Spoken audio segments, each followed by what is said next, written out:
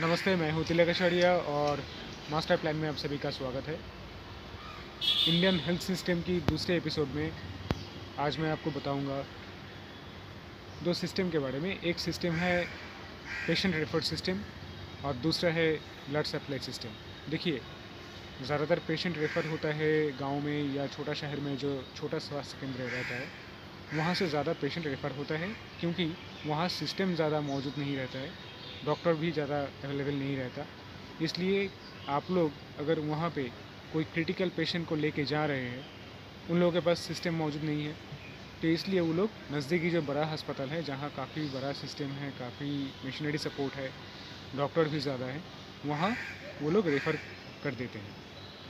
इस रेफ़र को फेस करने के टाइम पेशेंट पार्टी ज़्यादा टेंशन में आ जाते हैं, क्योंकि टेंशन होना स्वाभाविक है। आपके सामने आपके पेशेंट क्रिटिकल कंडीशन में है, उसका ट्रीटमेंट मिलना बहुत ज़रूरी है। उस टाइम अगर कोई अस्पताल उसको रिफ्यूज़ कर रहे हैं तो पेशेंट पार्टी टेंशन में आ जाएगा, ये नॉर्मल चीज़ है। लेकिन टेंशन में मत आइए।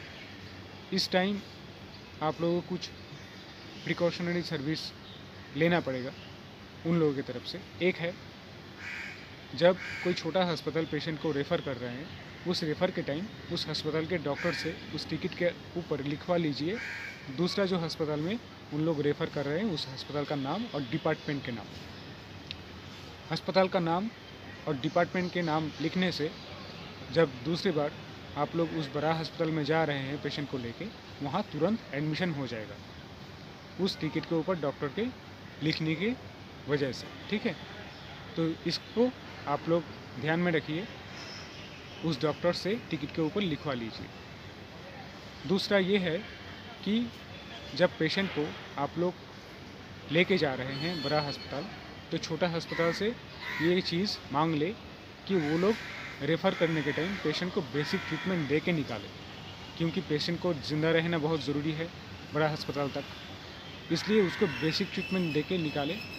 और ambulance service, ventilation ambulance service और एडवांस लेवल जो एम्बुलेंस सर्विस आजकल मौजूद है, उस एम्बुलेंस सर्विस को उस छोटा अस्पताल में अगर वो एम्बुलेंस सर्विस मौजूद है या नज़दीकी कोई प्राइवेट एजेंसी से उस एम्बुलेंस को आप लोग मंगवाइए और उस एम्बुलेंस में पेशेंट को लेके जाइए, क्योंकि पेशेंट को ज़िंदा रहना ज़रूरी है। ठीक है, दूसरा जो सिस्टम है वो है ब्लड सप्लाई सिस्टम। ठीक है, देखिए, सरकारी अस्पताल के अंदर ब्लड बैंक रहता है और कुछ सरकारी ब्लड बैंक सरकारी अस्पताल के अंदर नहीं, बाहर रहता है। ठीक है, लेकिन सरकारी जो ब्लड बैंक है उसका बेसिक रूल ये है कि सरकारी अस्पताल से जो पेशेंट आ रहे हैं, पेशेंट पार्टी आ रहे हैं ब्लड का रिक्विजिशन लेके, उस ब्लड रिक्विजिशन को पहले सप्लाई करें। ठीक है, सरकारी अस्पताल से जो ब्लड रिक्विजिशन आ रहा है उस ब्लड रिक्विजिशन को पहले फुलफ़िल करें। उसके बाद प्राइवेट नर्सिंग होम और प्राइवेट अस्पताल से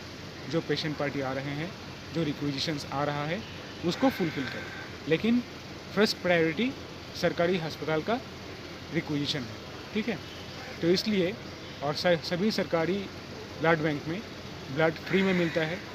कोई दलाल, कोई एजेंसी के चक्कर में आप लोग मत आइए, क्योंकि सरकारी अस्पताल से, सरकारी ब्लड बैंक से ब्लड लेने के लिए आपको कोई चार्जेस नहीं देना पड़ेगा, क्योंकि सरकारी अस्पताल के अंदर जो ब्लड बैंक है और बाहर जो ब्लड बैंक है सरकारी ब्लड बैंक, वहाँ से सरकारी अस्पतालों के पेशेंट के लिए बिल्कुल फ्री में ब्लड दे दिया जाता है।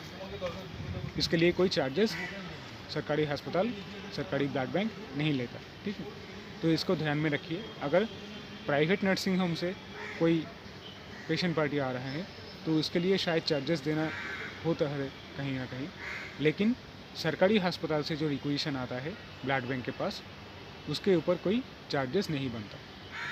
तो इस दोनों चीज़ को ध्यान में रखिए।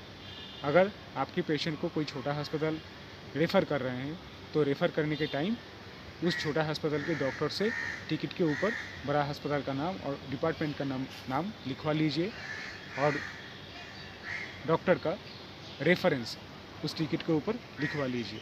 ठीक है, और दूसरा ये है कि पेशेंट को निकालने के टाइम ज़रूरी जो सर्विसेज है, ज़रूरी जो सपोर्ट है, वेंटिलेशन सपोर्ट, एम्बुलेंस सपोर्ट और बेसिक ट्रीटमेंट, इसको दे के निकालें, क्योंकि पेशेंट को ज़िंदा रहना ज़रूरी है। और दूसरा ये है कि सरकारी अस्पताल से जो पेशेंट पार्टी आता है ब्लड बैंक में ब्लड लेने के लिए, सरकारी अस्पताल से जो ब्लड का रिक्वेशन ब्लड बैंक में आता है उसके ऊपर कोई चार्जेस नहीं बनता, और सरकारी अस्पताल को रिक्वेशन और सरकारी अस्पताल से जो पेशेंट पार्टी आ रहा है ब्लड लेने के लिए उसको सबसे पहले ब्लड दिया जाता है सरकारी ब्लड बैंक से।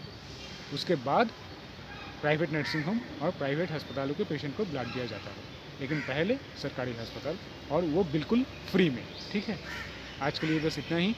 आप लोग स्वस्थ रहिए, खुश रहिए परिवार के साथ। बहुत जल्द ही मैं आ रहा हूँ तीसरा एक एपिसोड लेके। ये तीसरा एपिसोड सरकारी स्वास्थ्य व्यवस्था के ऊपर भी हो सकता है और दूसरा कोई ज़रूरी सर्विस के बारे में भी हो सकता है। तो आप लोग इस वीडियो को ज़रूर शेयर करिए, लाइक करिए, आपके फ्रेंड्स और फैमिली के साथ शेयर करिए, क्योंकि ये इन्फॉर्मेशन उन लोगों के पास होना ज़रूरी है।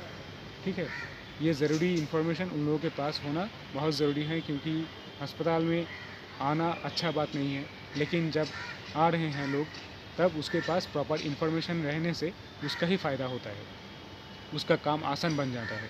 इसलिए इस वीडियो को आपके फ्रेंड्स और फैमिली के साथ शेयर कीजिए, लाइक कीजिए और ज़रूर इस चैनल को सब्सक्राइब कीजिए, क्योंकि अगले दिन बहुत अच्छा एपिसोड आने वाला है, बहुत इम्पोर्टेंट टॉपिक के ऊपर आ रहा है।